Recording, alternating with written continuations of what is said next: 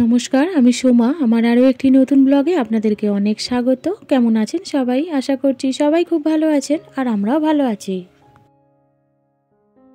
আজ শুক্রবার আর সময়টা এখন ৮টার মতন। তো এখন থেকেই আপনাদেরকে সাথে নিয়ে আমি আমার ব্লগটা শুরু করছি।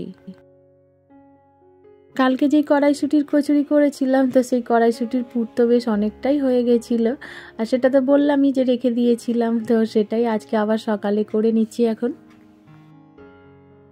কালকে যতটা খাওয়া হবে সেই ততটা অনুযায়ী করেছিলাম, আর বাদবাকিটা রেখে দিয়েছিলাম। কেননা বাসিটা করে রাখলে আবার খেতেও ঠিক ভালো লাগে না, টাটকা টাটকা গরমটাই বেশ খেতে ভালো লাগবে। আর এমনিতেই সকালে তো প্রত্যেক দিন রুটি কিছু না কিছু করতেই হয়, তো ভাবলাম যে ওই পুরটা দিয়েই আজকে কচুরি টাইপের করে নিই।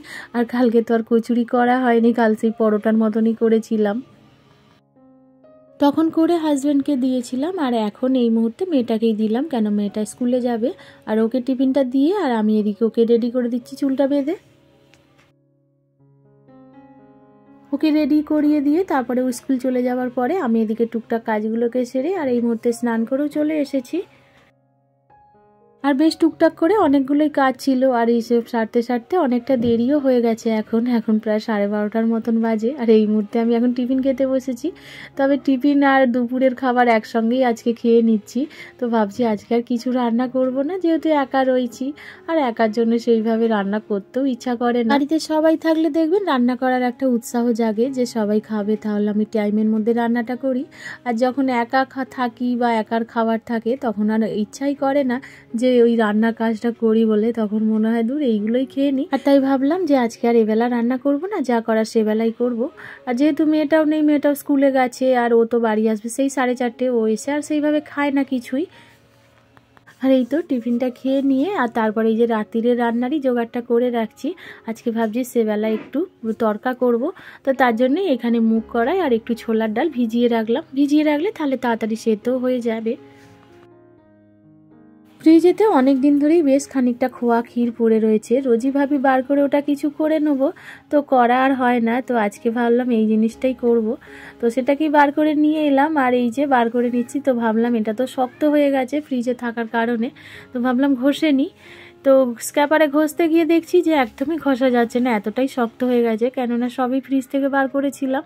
তো ভাবলাম একটুখানি বাইরে থাক, তো একটু নরম হয়ে যাওয়ার পরেই না হয় ঘষবো। তো তার জন্য একটুখানি ঘষেই আর রেখে দিয়েছিলাম, আর করিনি ওইটা।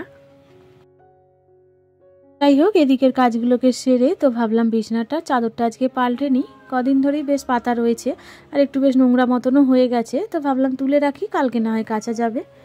বিছানা জিনিসটা নোংরা একদমই দেখতে ভালো লাগে না, তাই না? মনে হয় একটু পরিষ্কার পরিচ্ছন্ন থাকলেই বেশি ভালো লাগে। আর এখন সেইভাবে কোনো কাজও নেই, তো ভাবলাম এই ঘরের টুকটাক কাজগুলোকেই সারি বসে বসে। যখন বাড়িতে সবাই থাকে, অনেক কাজ করতে হয়, তখন একটা বিরক্তবোধও আসে, যে মনে হয় ভালোই লাগছে না আর করতে। আবার যখন বাড়িতে কেউ না থাকে, কোনো কাজ করতেও হয় না, তখন আবার একটা বিরক্ত লাগে, যে একা একা ঠিক ভালোও লাগছে না।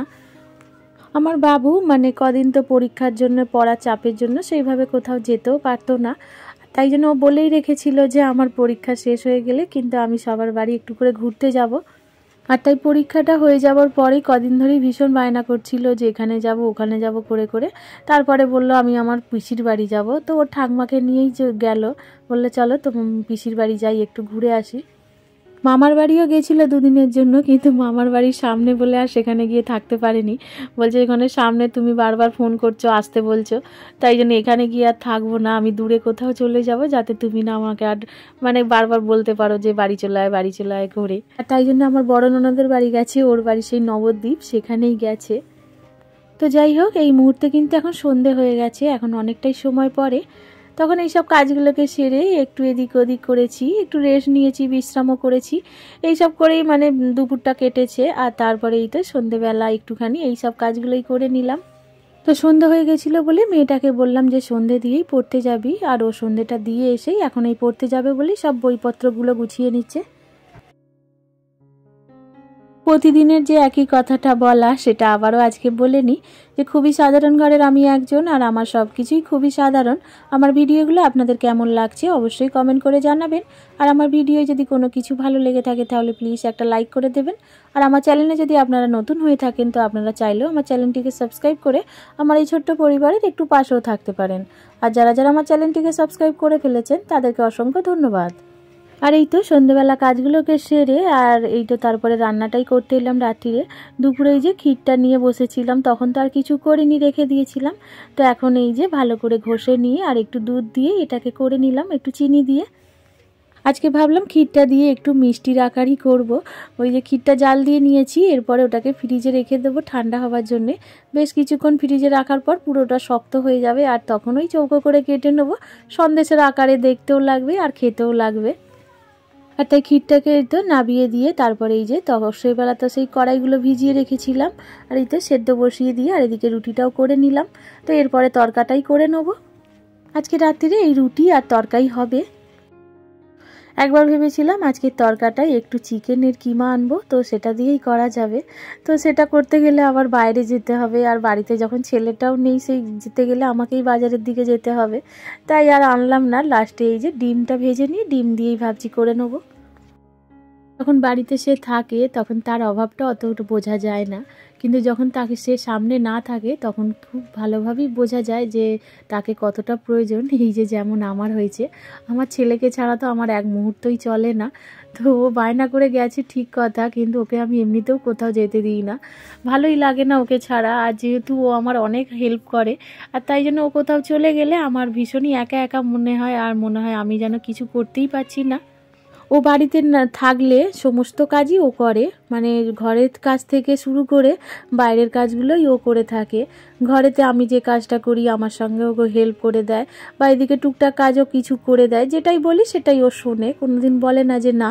কিন্তু আমার মেয়ে অতটা করতে চায় না, আমার ছেলে যতটা হিসাবে করে। আর তাই জন্য আজ ওকে ছাড়া ভীষণই একা মনে হচ্ছে, যেন মনে হচ্ছে ওকে ছাড়া আমি থাকতেই পারছি না। এমন অনেক কাজ রয়েছে যেগুলো ও আসলেই করবে, সেগুলো আমি আর করিনি। আর এই তো রান্নাটা শেষ করে মেয়েটাকেই খেতে দিয়ে দিয়েছিলাম আগে, আর তারপরে আমরাও খেয়ে নিয়েছিলাম। আর তার সাথে সাথে আজকে ভিডিওটাও আমি এখানে শেষ করে আর আপনাদের থেকেও বিদায় চেয়ে নিচ্ছি। আবারও দেখা হবে নতুন ব্লগে। সবাই খুব ভালো থাকবেন।